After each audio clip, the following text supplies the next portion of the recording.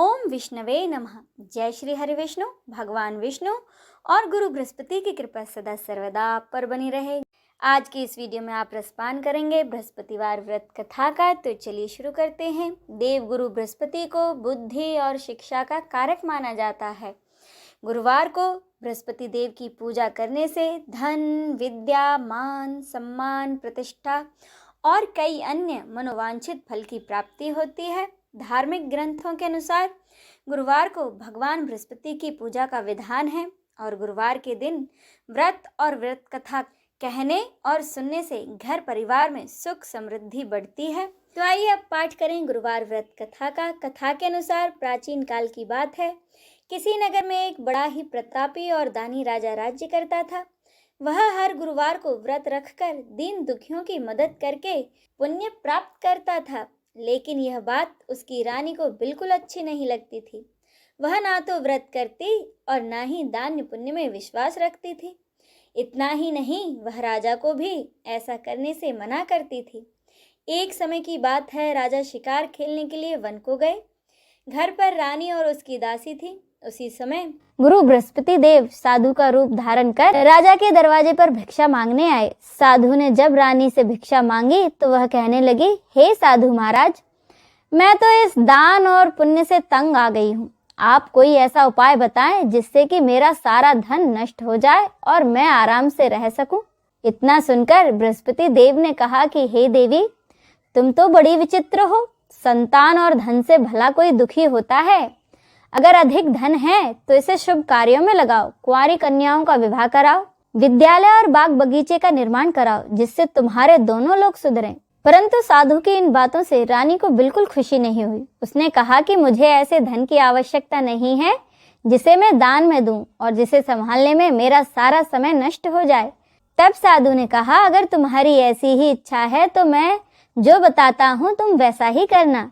गुरुवार के दिन तुम अपने घर को गोबर से लीपना, अपने बालों को पीली मिट्टी से धोना, राजा से हजामत बनाने को कहना, भोजन में मांस मदिरा का प्रयोग करना, कपड़े धोबी के यहाँ धुलने देना। इस प्रकार 7 बृहस्पतिवार करने से तुम्हारा समस्त धन नष्ट हो जाएगा। इतना कहकर साधु के रूप में आए बृहस्पति देव वहां से अंतर्धान हो गए।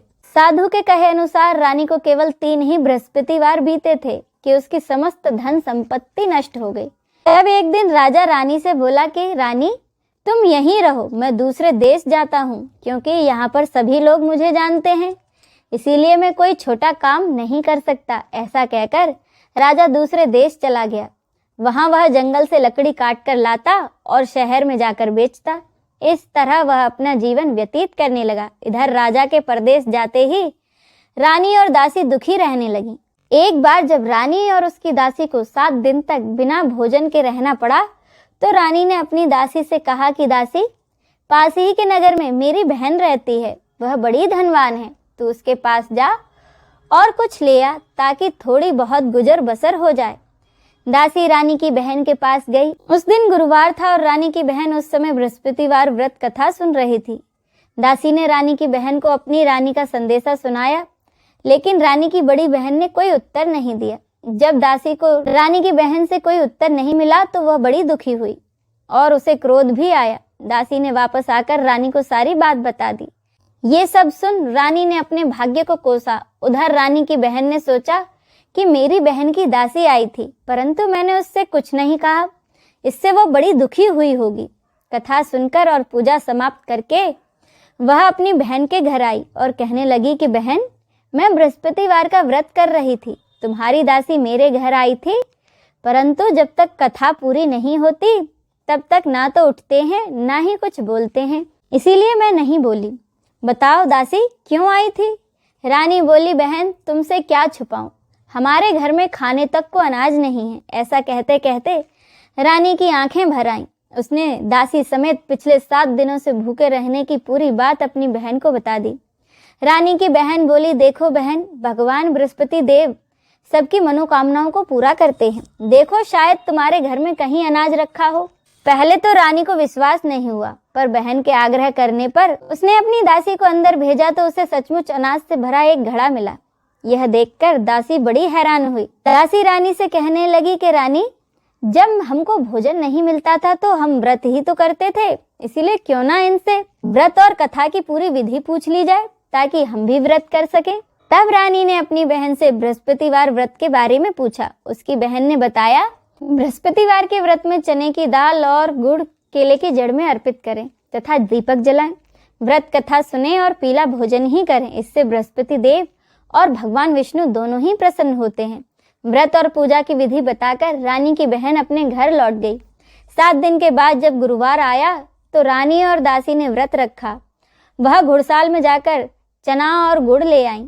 फिर उससे केले की जड़ तथा भगवान विष्णु की पूजा की।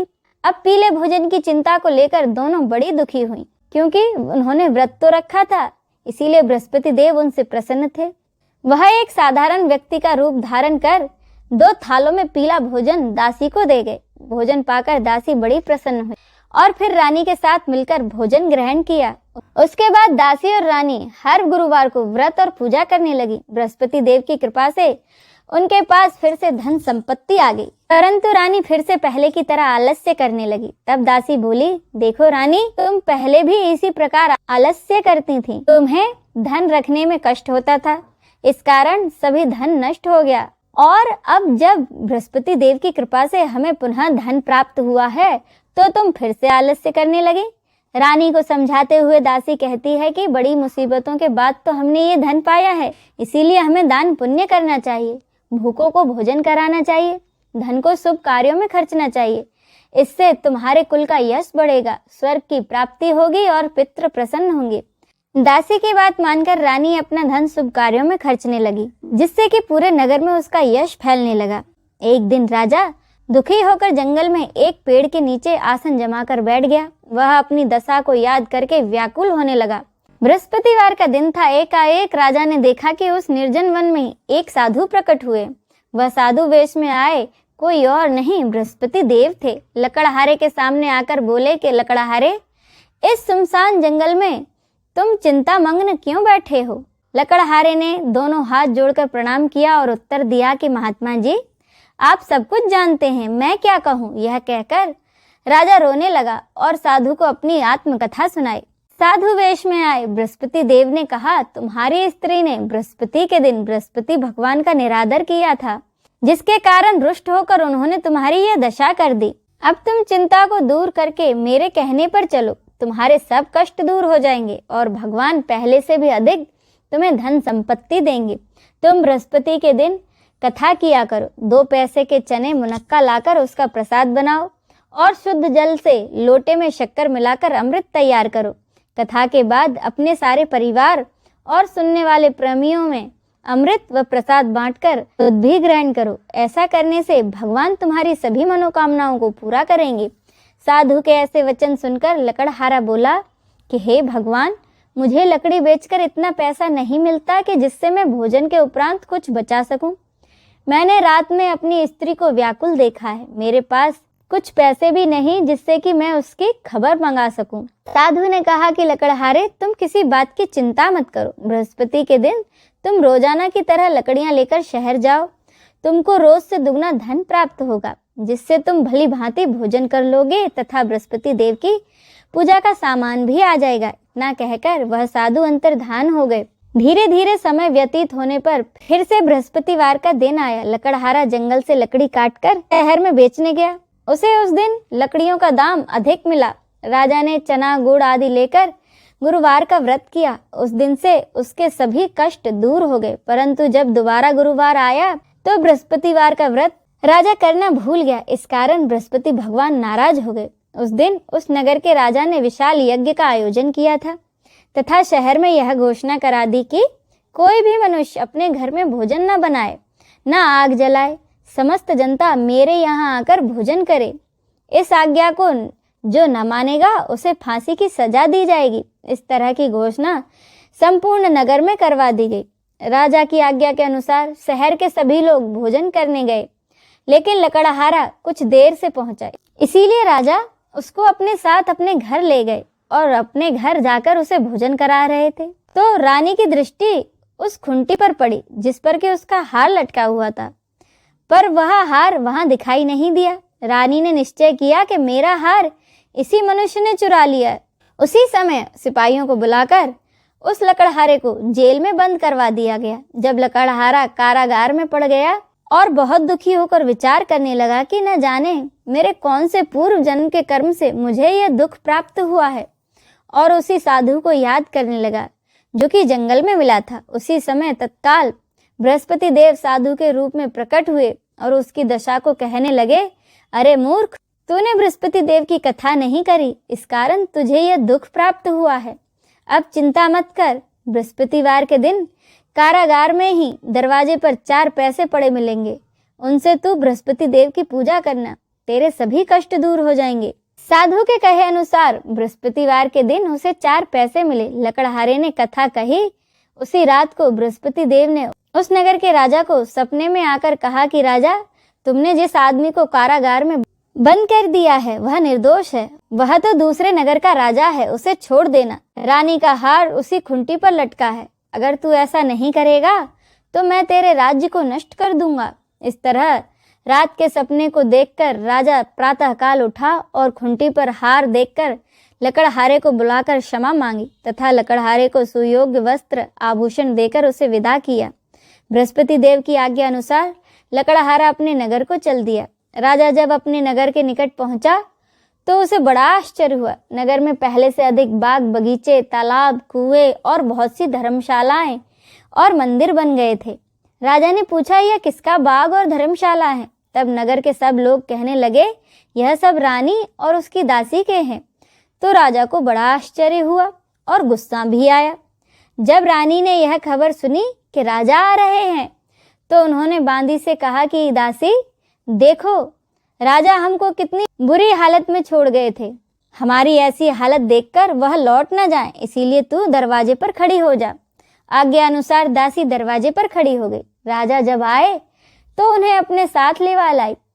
तब राजा ने क्रोध करके अपनी रानी से पूछा, यह धन तुम्हें कैसे प्राप्त हुआ है? तब उन्होंने कहा, हमें यह सब धन बृहस्पति देव के कृपा से प्राप्त हुआ है। राजा ने निश्चय किया कि अब 7 रोज बाद सभी बृहस्पति देव का पूजन करते हैं, परंतु मैं प्रतिदिन 3 बार कहानी तथा रोज व्रत किया करूंगा। अब हर समय राजा के दुपट्टे में चने की दाल बंधी रहती तथा दिन में 3 बार कहानी कहता। एक रोज राजा ने विचार किया, चलो अपनी बहन के यहाँ हो आऊं। इस तरह निश्चय कर राजा घोड़े पर सवार होकर अपनी बहन के यहाँ को चलने लगा। मार्ग में उसने देखा कि कुछ आदमी एक मुर्दे को ले जा रहे हैं। उन्हें रोककर राजा कहने लगा, अरे भाइयों, मेरी बृहस्पति देव की कथा तो सुन लो। वे बोले, लो हमारा आदमी मर गया है और इसको अपनी कथा की पड़ी है। परंतु कुछ आदमी बोले, अच्छा कहो, हम तुम्हारी कथा भी सुनेंगे। राजा ने दाल निकाली और जब कथा आदि हुई तो मुर्दा हिलने लग गया, और जब कथा समाप्त हो गई तो वह मुर्दा राम राम करके मनुष्य की तरह उठ खड़ा हो गया। आगे मार्ग में उसे एक किसान खेत में हल चलाता मिला। राजा ने उसे देखा और उससे बोले, अरे भैया, तुम मेरी बृहस्पतिवार की कथा सुन लो। किसान बोला, जब तक मैं तेरी कथा सुनूंगा तब तक 4 हरिया तो जोत लूंगा, जा अपनी कथा किसी और को सुनाना। राजा के खेत से हटते ही बैल पछाड़ खाकर गिर गए तथा किसान के पेट में बड़ी जोर का दर्द होने लगा। उसी समय उसकी माँ रोटी लेकर आई। उसने जब देखा तो अपने पुत्र से सब हाल पूछा।